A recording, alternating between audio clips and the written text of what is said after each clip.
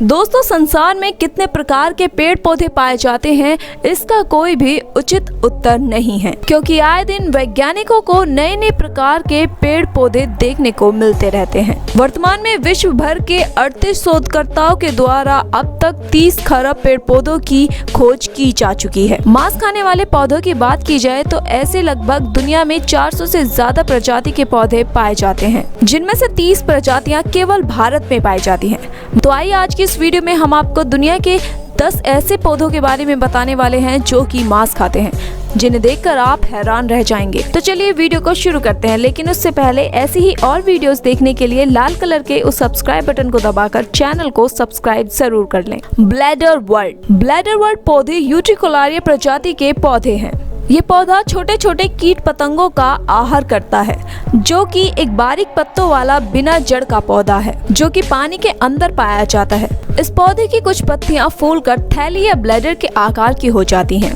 इस ब्लैडर में एक एंट्री गेट होता है, जिस पर 3 संवेदनशील बाल पाए जाते हैं, जिनकी मदद से जब कोई भी कीड़ा इनके आसपास से गुजरता है तो ये उसे धकेलकर अंदर ब्लैडर में फेंक देते हैं, जिसके बाद थोड़ी देर बाद ही कीड़ा मर जाता है। इस ब्लैडर में पाचक द्रव्य पाया जाता है, जो कि कीड़े के मांस को गलाने में मदद करता है। मांस के अवशोषण के बाद ब्लैडर पर लगे छोटे छोटे बाल ब्लैडर के पानी को बाहर निकाल देते हैं और द्वार फिर से खुल जाता है। कीट पतंगे न मिलने की वजह से अब ये पौधे अपना संतुलित आहार शैवाल और पार्कों से ही प्राप्त करते हैं। अगर यही प्रक्रिया ऐसे ही चलती रही तो इन पौधों को मांसाहारी पौधे की श्रेणी में से निकालकर शाकाहारी पौधे की श्रेणी में रखा जा सकता है। नेपेंथिस, ये पौधे दिखने में ही बेहद अनोखे होते हैं, जिनकी पत्तियों के सिरे पर एक सुराही के आकार का मुंह बना होता है, जिसके अंदर ही शिकार फंस जाते हैं। ये सुराही जैसा आकार इनका 2 से 8 इंच तक लंबा होता है। सुराही के मुंह पर शहद जैसी दिखने वाली थैलियां होती हैं और सुराही के अंदर से एक तरल पदार्थ निकलता है। जब भी कीट पतंगे इन थैलियों के ऊपर बैठते हैं तो वो फिसल कर नीचे तरल पदार्थ में चले जाते हैं, क्योंकि इस सुराही की दीवारें काफी चिकनी होती हैं, जिसकी वजह से कीट पतंगे रेंग कर ऊपर नहीं आ पाते। कीट पतंगों के सुराही में गिरने के बाद से ही उसमें मौजूद तरल पदार्थ उन्हें गलाना शुरू कर देता है और पौधे उनसे अपना संतुलित आहार लेना भी शुरू कर देते हैं। भारत में भी ये पौधे कई जगहों पर पाए जाते हैं, खासकर असम राज्य के गारो खासी पहाड़ियों पर ये पौधे पाए जाते हैं। ड्रोसेरा, इन पौधों को मक्खा जाली और संडियों के नाम से भी जाना जाता है। इस पौधे की लंबाई करीब 8 से 20 सेंटीमीटर तक होती है, जिसमें 25 पत्तियां तक हो सकती हैं, जिनमें करीब 200 छोटे छोटे संवेदनशील बाल पाए जाते हैं। इन बालों के आखिरी हिस्से पर एक चमकीला पदार्थ पाया जाता है, जो कि कीट पतंगों को अपनी तरफ आकर्षित करता है। जब भी कीट पतंगे इस चमकीले पदार्थ को शहद समझकर इस पौधे के ऊपर बैठते हैं, तभी ये बाल उसे जकड़ लेते हैं और कीड़े को खींचकर पत्ते के निचली तरफ ले जाते हैं। अब पत्ते से एक पदार्थ निकलता है, जिसकी वजह से कीड़ा गल जाता है और पौधा अपनी भूख को मिटा लेता है और कुछ देर बाद मरा हुआ कीड़ा नीचे गिर जाता है। आपको बता दें कि ये पौधे इन कीड़ों से अपने लिए प्रोटीन और नाइट्रोजन को अवशोषित करते हैं।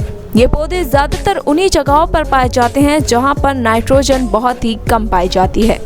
ये ज्यादातर दलदली जगहों पर पाए जाते हैं, जो कि तालाब, झील आदि जगहों पर भी उग जाते हैं। भारत में इन पौधों की केवल एक प्रजाति पाई जाती है, जो कि मध्य प्रदेश के सतपुड़ा पहाड़ों पर पाई जाती है, कोबरा लिली। इस पौधे को ये नाम इसके आकार की वजह से मिला है, क्योंकि ये पौधा दिखने में एक कोबरा सांप जैसा है, इसीलिए इसका नाम भी कोबरा लिली रखा गया है। कोबरा लिली पौधे को डार्लिंग सुना और एरिसीमा ट्रांसलूसेंस के नाम से भी जाना जाता है। ये पौधा विलुप्त होने की कगार पर है। संसार में कुछ ही कोबरा लिली के पौधे बचे हैं। यह एक पारदर्शी पौधा है। कोबरा लिली पौधा अपनी बनावट के कारण बहुत ही बहुमूल्य है, जिसका ऊपरी भाग फूले हुए गुब्बारे की तरह होता है, जिसके नीचे एक रास्ता होता है और इसी रास्ते में कीट पतंगे आकर फंस जाते हैं। इन पौधों से एक अच्छी खुशबू आती है, जो कि कीट पतंगों को अपनी तरफ आकर्षित करती है। कीट पतंगे इनके तरफ आकर्षित होकर इनके ऊपर बैठते हैं और वो अंदर डूबते चले जाते हैं, जिसके बाद उन्हें बाहर आने का रास्ता नहीं मिल पाता। इन पौधों की खास बात यह है कि ये पाचक एंजाइम्स उत्पन्न नहीं करते, बल्कि बैक्टीरिया और प्रोटोजोआ के द्वारा कीट के पोषक तत्वों को ग्रहण करते हैं। ये पौधा कैलिफोर्निया और ओरेगोन में पाया जाता है। भारत के नीलगिरी क्षेत्र में ये पौधा देखने को मिल सकता है। सारासीनिया। ये पौधा भी बाकी पौधों की तरह ही मांस खाने वाला पौधा है। ये पौधे एक मटके के आकार में बने होते हैं जिनके अंदर कीट पतंगे फंस जाते हैं और इन पौधों के मटके के अंदर ही एक तरल पदार्थ होता है जिसमें कीट पतंगे डूब जाते हैं और फिर वो मर जाते हैं। एक बार इन पौधों में फंसने के बाद कीट पतंगों के बचने की कोई भी संभावना नहीं रहती। इस तरह के पौधों की पत्तियां जमीन पर एक झुंड में सजी रहती हैं।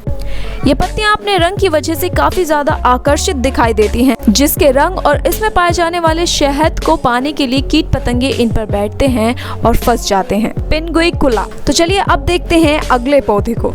इस पौधे को बटरवर्ट के नाम से भी जाना जाता है। ये पौधे पत्तियों से ही अपना भोजन प्राप्त करते हैं। जब कोई भी कीट पतंगे इन पत्तियों के ऊपर बैठते हैं तो वो इन पर पहले से ही मौजूद चिपचिपे पदार्थ में फंस जाते हैं।